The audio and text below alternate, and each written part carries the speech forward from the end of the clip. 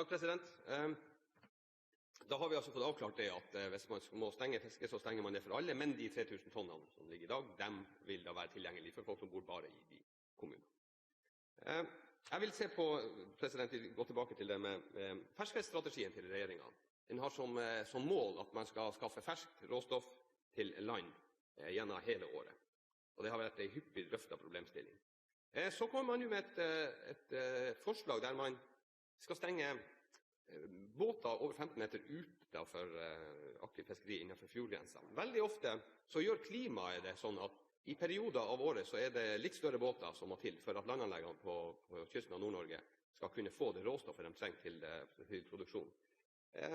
Dette lovforslaget kan jo se ut for at det virker litt imot formålet statsråden har hatt med ferskfiskstrategien sin, for at her kan vi jo risikere at båter som kan hente råstoff på land, ikke kommer seg på havet, fordi fiskeriene foregår innenfor fjordlinjen. Statsråd Lisbeth Berg-Hansen, vær så god. La meg oppklare en åpenbar misforståelse. De 3000 tonnene vil ikke være tilgjengelige uansett. De 3000 tonnene tas av toppen og fordeles da på de her fiskerne i de kommunene innenfor det her området. Det er opplagt at hvis situasjonen innenfor torskefiskeriene, og må vi håpe at det aldri skjer, at det ikke blir rom for å sette 3000 tonn, ja vel, da er det ikke 3000. Det må hele tiden biologien være den som styrer. Så til denne fjordfiskelinjen og fartøy over under 15 meter. Der må jeg også oppklare en åpenbar misforståelse, så i det beste fall en åpenbar misforståelse, for det er faktisk et nytt prinsipp. Vi har flere eksempler der man bestemmer i henhold til fartøylengder. For eksempel så er det altså forbud for autolinefartøy over 21,35 meter å sette line innenfor 4 nautiske mil og innenfor 10 nautiske mil i noen områder. Vi har et annet eksempel når det gjelder teinefiske etter krabbe, der det også er en begrensning på større fartøy. Kysttorskbarn er et tredje eksempel. Det er ikke et nytt prinsipp. Frank Bakke-Jensen til replikk nummer 2. Takk skal du ha, president. Ja, nei, det er ikke et nytt prinsipp, men med alle de eksemplene du ramser opp, så kobler du det også mot redskapsbruk. President, da kobler man det mot, man sier at den typen redskap, og så sier man båtstørrelse. Men her gjør man ikke det. Her sier man at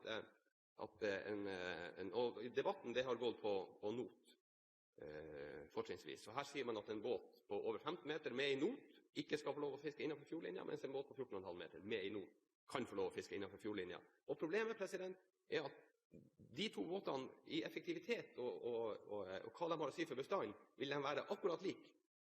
Det vil ikke være noe forskjell på hvor mye fisk du kan få på land med en 14,5 meter lang båt som en 15,5 meter lang båt. Sånn at hvis man, president, skulle ha gjort noe i forhold til å regulere fiskeriene på fjordene, så burde man gå enten på redskapstype, eller så bør man gjøre som man gjør i dag, at man stenger enkelte fjordområder for at bestanden er i en sånn beskaffenhet. Dette er altså et forslag som bare øker den urettferdigheten som store deler av kystflåten lever under i det rådende regimet vi har i dag. Man forsterker urettferdigheten der, etter min.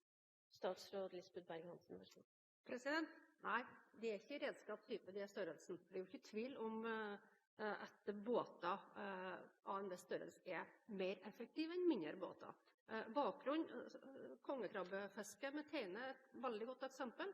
Fisker du kongekrabbe med teine og er under 21,35 meter, ja, så kan du gå mye nærmere land enn om du fisker med teine, så må du gå lenger til oss. Og da er det jo teina som er redskapet, men de blir regulert på forskjellig vis med henhold til størrelse. Akkurat det samme her. Store båter kan fortrenge små båter.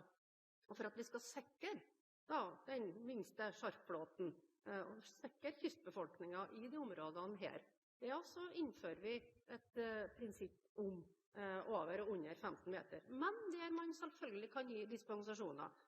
For eksempel så kan da fjordfiskenemndene diskutere fleksibilitet her og komme frem til gode lokale løsninger. Og det er tanken med dette. Fortrinn for kystbefolkningen.